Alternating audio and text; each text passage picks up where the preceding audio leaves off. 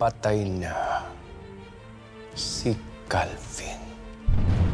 Hanggang sa kamatayan, umaalingasaw ang pagtatraidor sa'yo. Pinaikot ka ng sarili mong anak, senyor.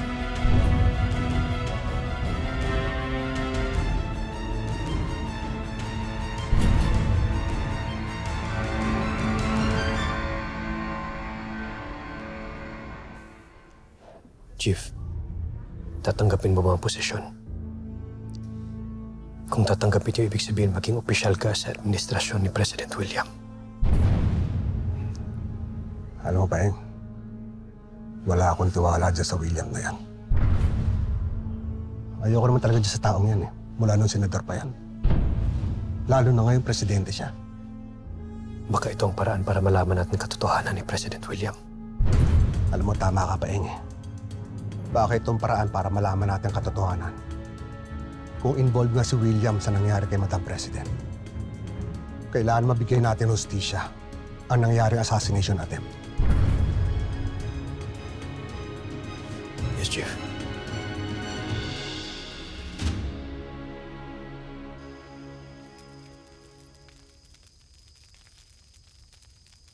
Sino ka ba talaga, Elias Guerrero?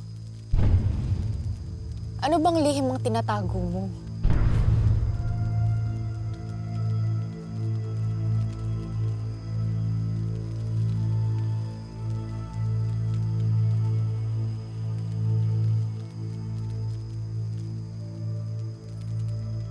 Hindi naman nalingid sa kaalaman mo na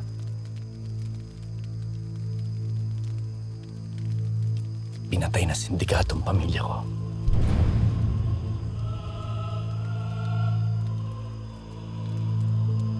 Di ko alam kung paano mo nakaya yun, Elias. Kinaya ko kasi kailangan. Para mabigyan ko ng hustisya ang pagkamatay ng mag-ina ko.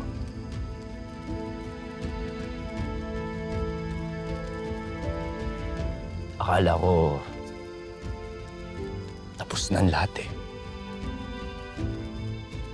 Akala ko napapagsa ko ni sindikato. Pero hanggang ngayon nilalabanan ko pa rin sila.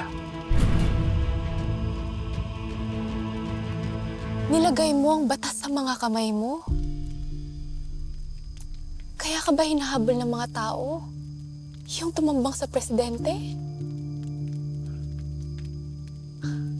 Dahil hanggat buhay sila, hindi ako titigil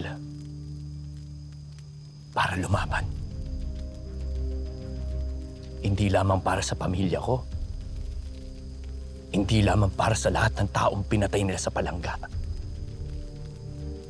Kundi para sa lahat ng taong nangangailangan pa ng tulong ko. Bilang si Black Rider. Ikaw si Black Rider? Laman ka nun ng mga balita Matapang, walang sinasanto, kalaban ng mga masasama. Kung umasa ako sa batas natin dito, walang mangyayari sa akin, Nimpa. Dahil ang batas ay para lamang sa mayayaman. At hanggang ngayon wala pa rin hustisya para sa ating mga mahihirap. Sa pakatapang mo, Black Rider.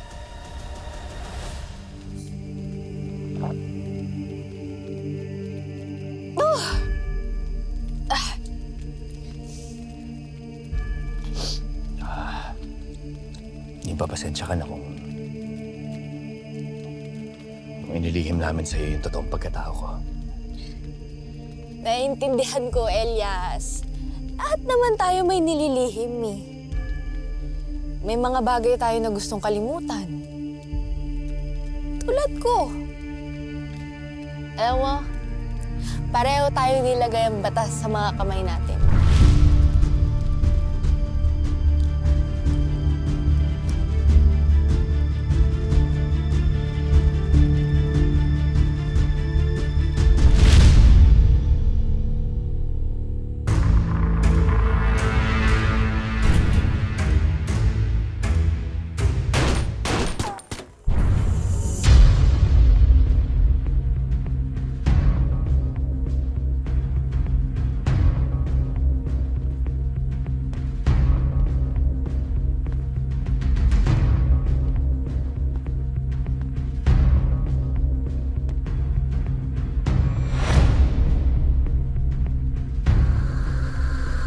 Darating sa kanila ako. Yuyurakan mo ba ang alaala ng anak ko? Isang traidor at taksil ang magaling mong anak na si Calvin. Sinubukan kanyang patayin, senyor.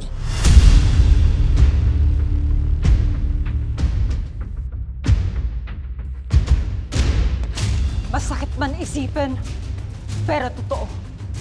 Si Calvin ang umatake sa mansyon. Hindi si Black Rider.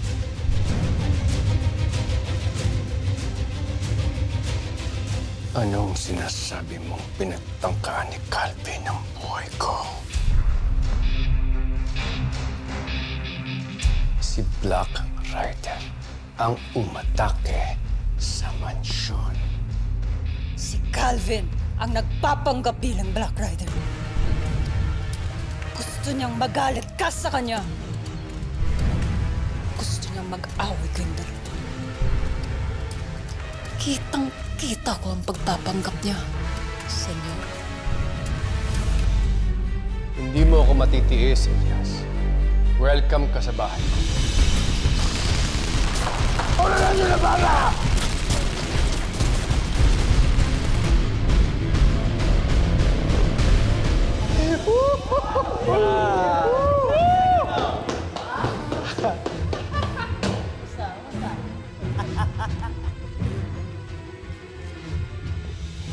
Iisipin ngayon ni Papa na si Elias ang tangka sa buhay niya. Si Calvin? Lino ko si Senyora.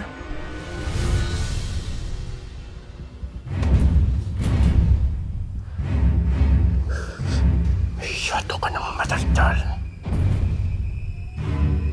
Patatahimikin na kita.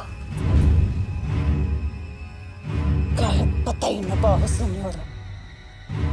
Hindi mo mababago ang katotohanan na nanloko ang anak mo. Ginawa kang hangal! At naniwala ka sa kasinungalingan at pagpapanggap niya.